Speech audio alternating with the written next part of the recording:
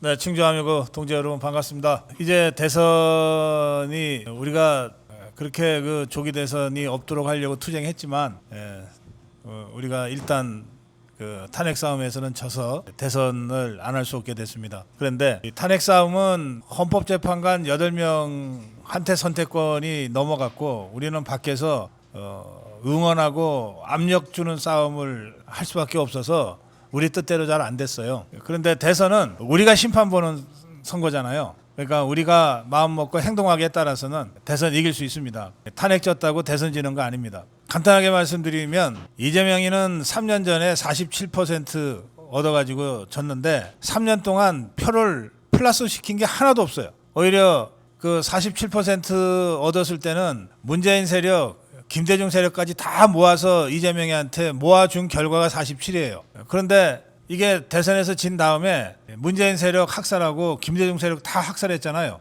그러니까 이 이재명이는 지난 3년 동안 계속 마이너스만 한 거예요. 그리고 사법 리스크는 점점 현저화됐고 이걸 모면하려고 온갖 더러운 짓을 다 해가지고 정말 국민적으로 비호감 1위가 됐습니다. 비호감 1위에다가 가장 위험한 정치인, 가장 폭력적일 것 같은 정치인 1위, 이게 이재명이에요. 그래서 제가 단언하는데 이재명이는 3년 전에 얻었던 47을 절대 못 얻습니다. 지금 이재명이가 뭐 여론조사에서 1등 한다고 계속 보도가 되는데 그건 너무나 당연해요.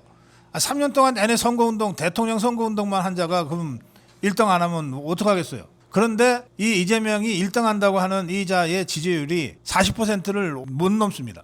그저 37, 38 내내 그래요. 그러니까 3년 전 대통령 선거 때 이자가 여기저기 다 긁어 모아서 얻었던 47보다 10%나 지금 떨어져 있는 상태예요. 이거 회복할 방법이 없어요. 반면에 우리가 3년 전에 윤석열 대통령 후보로 내세워서 48 얻었잖아요. 그러니까 이 3년 전에 얻었던 48%만 다시 회복하면 너끈하게 우리가 이길 수 있어요. 그런데 이 48을 윤석열 대통령 3년 동안에 플러스 시켰으면 시켰지 마이너스 시킨 게 없어요. 보세요. 3년 전에는 윤석열 대통령 후보가 당시에 박근혜 대통령으로부터 하나도 지원받지 못했어요. 그런데 윤석열 대통령 3년 동안에 박근혜 대통령과 역사적 화해를 해냈잖아요. 박정희 대통령 추모식, 유경수 여사 추모식에 두 대통령이 함께하고 이렇게 했잖아요. 그러니까 3년 전에 윤석열 후보가 얻었던 48에서 플러스가 조금이라도 더 되면 더 됐지 덜 된 게 없습니다. 윤석열 대통령 하면서 사면복권 특사해서 그 박근혜 대통령과 함께했던 친박 핵심 세력들 전부 다 사면복권 시켜줬습니다. 최경환 부총리를 비롯해서 이게 다 플러스 정치 한 거거든요. 그리고 대통령이 탄핵당하기 전에는 10%대까지 떨어졌는데 지금 탄핵 정국에서 오히려 완전히 부활해서 45, 48, 52까지 지지율이 나왔잖아요. 이 족벌 언론들이 너무 지지율이 높이 나오니까 나중에는 아예 대통령 지지율을 조사를 안 했어요. 또 조사를 하고도 발표도 안 했어요. 그래서 지난 3년 동안 이재명이는 계속 마이너스 정치를 해서 지금 30%대를 벗어날 방법이 없고 윤석열 대통령은 3년 동안 플러스 정치를 계속해서 48을 넘어서 50%대까지 표를 얻을 수 있는 기반을 만들어 놓고 지금 물러난 겁니다. 그래서 누가 후보가 되건 이 후보가 윤석열 대통령이 온몸을 던져서 싸워서 얻어낸 이 48, 50%의 지지율을 자기 걸로 만들 수만 있으면 무조건 이깁니다. 근데 이렇게 하려면 핵심은 윤석열 정신을 개성하는 거죠. 그게 윤 어게인이에요. 윤석열 정신을 계승할 후보로, 계승할 사람으로 우리 자유파 국민들로부터 인정받으면 돼요. 그러면 국민의힘 경선도 1차에서 과반 얻어서 끝낼 수 있고 그리고 국민의힘 바깥에 지난 넉 달 넘게 정말 목숨 걸고 싸웠던 우리 자유파의 주력 세력과도 손잡고 함께 할 수 있어요. 그러면 48을 넘어서 3년 전에 윤석열 대통령이 얻었던 48%를 넘어서 박근혜 대통령이 2012년에 얻었던 52%까지 올라갈 수 있다고요. 그러면 이재명이를 압도적 차이로 누르고 대통령 될 수 있습니다. 우리가 대선에서 승리할 수 있습니다. 그러니까 절대 절망하지 말고 위축되지 말고 우리가 이길 수 있다는 확신을 가지고 함께 싸웁시다. 이게 지금 국민의힘이 탄핵 이후에 자유파의 정치적 대표체로서의 역할을 거의 못하고 있어서 자기네 경선조차 제대로 지금 관리를 못하고 있어서 지금 자유파 전체가 지금은 좀 어수선하고 좀 원심력도 작용하고 그러는 것 같아요. 같이 보입니다만 이게 2단계 경선을 통해서 다 전열이 다시 정비될 겁니다. 1단계는 국민의힘 후보 중에 누군가가 되는 것. 2단계는 이 국민의힘 후보와 국민의힘 바깥에 있는 우리 자유우파 진영과 함께하는 단일화. 이 2단계 단일화를 관리를 잘하면 그 과정에서 전열이 정비되고 다시 이재명을 압도적으로 꺾을 수 있는 우리 자유우파의 진영 정비가 될 겁니다. 특히 이번에는 선거 때마다 지고 난 다음에 부정선거 때문에 졌다고 우리가 정말 분통을 터뜨리는데 어느 때보다도 대통령의 1, 2, 3 계엄에서부터 이 부정선거에 대한 심각한 우려와 조사 필요성을 제기하지 않았습니까? 그래서 이번 대선은 트럼프 대통령이 지난번 선거에서 했던 것처럼 처음부터 후보 캠프의 절반 이상이 이 부정선거를 원천적으로 방지하고 감시하는 부정선거 감시 활동으로 배치가 될 겁니다. 또 후보가 결정이 되면 그 후보가 국민의힘 당대표보다도 우선적으로 당권을 행사하거든요. 그러니까 후보는 자기 선거기 때문에 자기는 선거에서는 이겼는데 개표에서 지는 이런 멍청한 짓을 당하고 싶지 않지 않겠습니까? 그래서 저는 후보가 누가 되건 국민의힘의 공조직을 부정선거 감시 캠페인단으로 이렇게 전환해서 운영을 할 거라고 생각해요. 오늘 1박 2일 그 충청권 투어를 시작하면서 제일 먼저 저희가 충주로 왔는데 중부권 중원이라고 흔히 부르는 충청권의 민심 항배가 매우 중요합니다.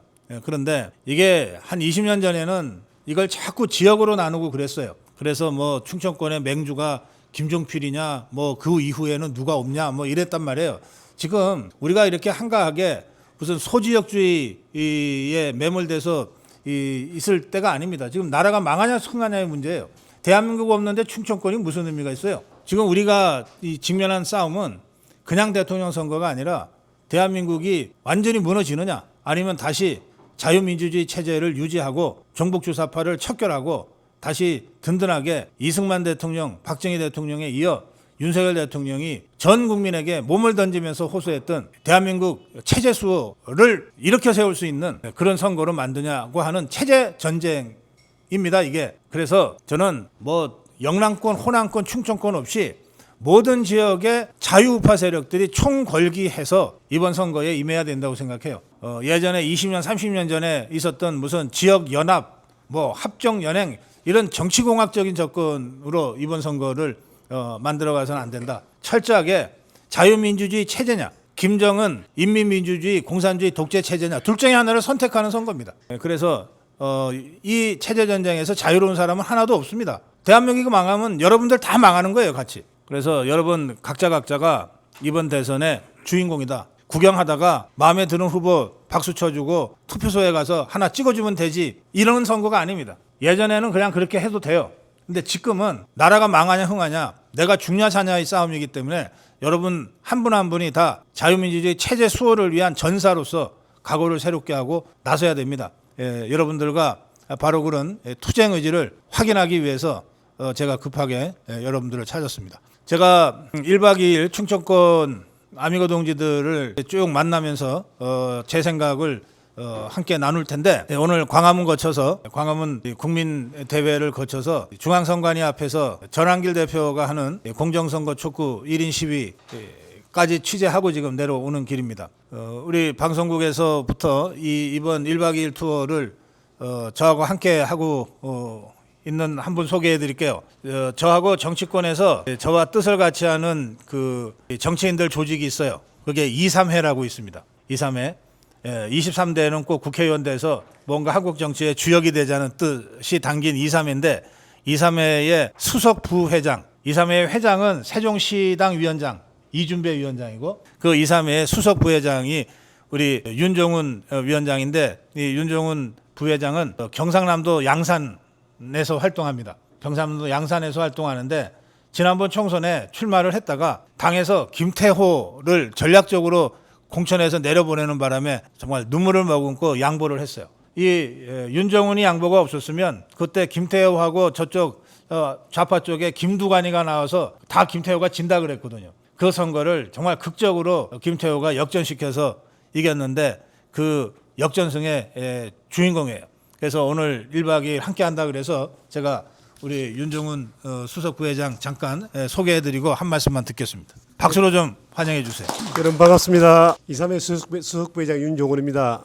갑자기 박사님하고 투어를 하게 돼서 와서 보니까 지금 아미고라는 이 조직이 그래서 전국적으로 있다는 게 자유우파를 상징하는 어떤 그 모멘텀이 돼가지고 가는 곳마다 환영해 주신 여러분을 보면서 항상 그래도 지금 현재는 체제 전쟁입니다. 이게 우리나라가 공산주의와 중국 친중 정책, 친북 정책으로 되느냐, 자유를 바탕으로 하는 민주주의와 시장적인 원리로 하는 친미 정책이 되느냐는 이번 선거가 가름을 합니다. 그래서 항상 느끼면서 전국을 다니면서 느껴보지만 이번만큼은 반드시 이 체제 전쟁에 우리가 우승을 해야 돼, 이겨야 됩니다.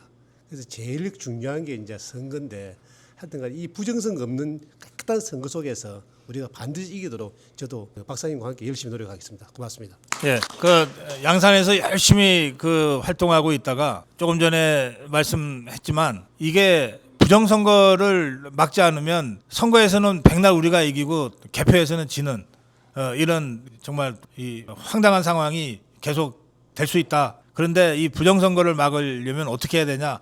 골똘히 생각하다가 그냥 서울로 올라왔어요. 대선 끝날 때까지 서울에서 부정선거 이거 방지하고 감시하는 활동하겠다고 아예 짐 싸들고 올라와서 이번에 저하고 같이 투어하고 있습니다. 박수 한번 더 보내주시고요. 고맙습니다. 그리고 우리 충주에서 그동안 우리 아미고 조직하고 활동하느라고 정말 고생 많이 하고 계신데 조문석 충주 본부장 인사 말씀 잠깐 듣겠습니다.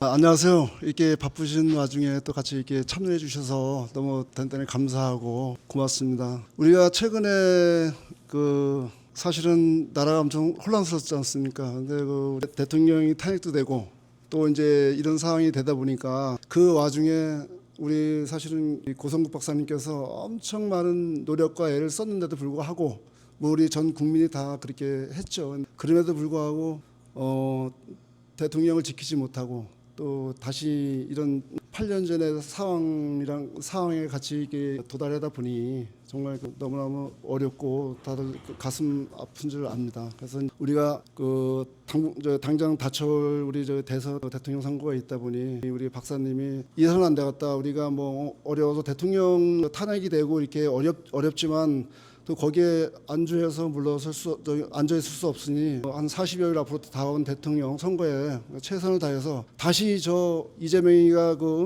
이끄는 민주당에서 이렇게 대통령 정권을 넘겨줄 수는 없다는 그런 일념하에 이런 피곤한 몸을 마다 않고 전국을 투어하면서 이렇게 하시는 박사님이 계셔서 충주에 오신다고 하니 정말 너무 감사하고 또 그런 우리 박사님의 지금까지 국민들을 위해서 열심히 노력한 헌신 같은 거 그런 것들 우리가 잘 해서 다음에 돌아오는 우리 대선에 정말 이렇게 우리가 마음을 한 군데로 다 모아서 같이 이렇게 좀 해주시길 바라고요. 오늘 여기 진짜 같이 이렇게 바쁘신데도 불구하고 같이 참석해 주셔서 대단히 감사합니다. 네, 고맙습니다. 예, 혹시 저한테 꼭 질문하고 싶으시거나 궁금한 거 있으면 한 두 분만 질문 제가 받을게요. 어떤 주제든 상관없습니다. 박사님 네. 개인적으로 어느 후보가 됐으면 좋으실 그래요. 것 같아요. 예, 저는 사람보다는 지금 우리 나라가 원하는 시대 정신을 구현할 수 있는 그 사람을 우리가 선택하는 것이 중요하다고 생각하는데 지금 대한민국이 요구하는 그 어떤 후보의 기준은 두 가지입니다. 하나는 확실하게 대한민국 자유민주주의 체제를 지켜낼 수 있는 그런 이념적 정체성이 확실한 사람. 이른바 윤 어게인을 실천할 수 있는 사람. 이게 첫 번째 요건이고요. 두 번째는 그런데 국민의힘만으로는 불가능하니까 국민의힘 바깥에 자유우파 세력과도 함께 손잡고 연대할 수 있는 통합력이 있는 사람. 후보 단일화를 할 수 있는 사람. 이 두 가지 조건을 가지고 후보를 선택할 수밖에 없어요. 개인적인 호호는 중요하지 않습니다.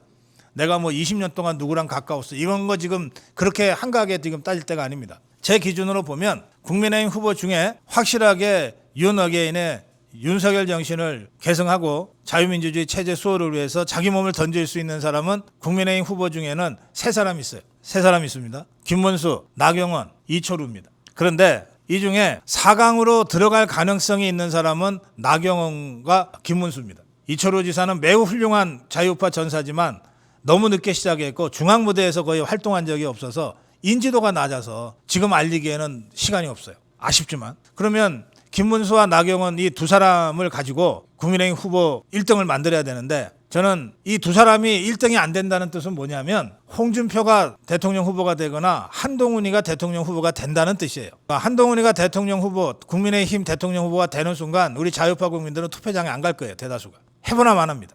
홍준표가 대통령 후보가 되면 이 사람이 8년 전에 당 대통령 후보가 된 직후에 제일 먼저 한 일이 뭐냐? 박근혜 대통령 출당시킨 거예요. 그리고 그때 문재인이가 41% 얻어서 간신히 대통령 됐거든요. 그때 홍준표가 25, 안철수가 21인가 뭐 그랬어요. 합치면 46인가 7이에요. 후보 단일화를 하면 이긴다고 그때 수많은 사람들이 얘기했고 당에서도 요구했는데 홍준표가 끝까지 거부했어요. 그리고 대선 패배 후에 홍준표가 다 죽어 무너진 당 내가 와서 이 정도 올려줬으면 나한테 고마워해야지 이런 소리를 했어요. 그래서 이번에도 홍준표가 국민의힘 대통령 후보가 되면 국민의힘 바깥에 한덕순이 황교안이니 자유통일당 후보 이런 정말 자유파의 그 투사들하고 단일화를 하는 것이 굉장히 어려워질 거예요. 시간은 별로 없는데 그러면 이기기 어렵습니다. 그래서 저는 나경원과 김문수와 나경원 둘 중에 한 사람을 국민의힘 후보로 만들어야 우리가 확실하게 믿을 수 있을 뿐만 아니라 당 밖의 자유파 세력 전체와도 후보 단일화를 통해서 단일 후보를 만들 수 있게 된다고 생각해요. 그래서 김문수나 나경원이 됐으면 좋겠다고 생각하고 그럼 둘 중에 누구냐? 이거는 4강을 일단 컷오프가 된 걸 보고 화요일 날 저녁에 컷오프가 발표되거든요. 그럼 4강에 들어가면 이 사람들이 다시 TV 토론을 통해서 이제 2강으로 압축하는 경선을 하게 되는데 그 상황에서 누가 더 현실적으로 가능하냐?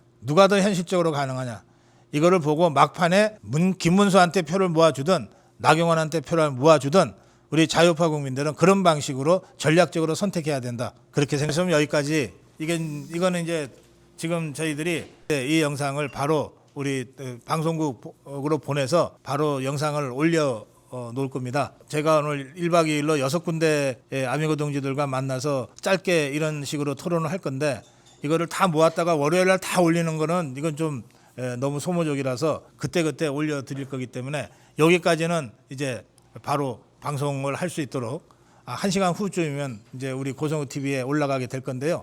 그리고 이 방송 녹화를 여기서 마무리하고 방송에서 할 수 없는 얘기들이 또 있을 수 있잖아요. 그런 말씀들은 여러분들하고 참하시면서 편안하게 하겠습니다. 자, 그럼 일단 충주 아미고 동지들과의 짧은 간담회는 이걸로 마무리하겠습니다. 고맙습니다.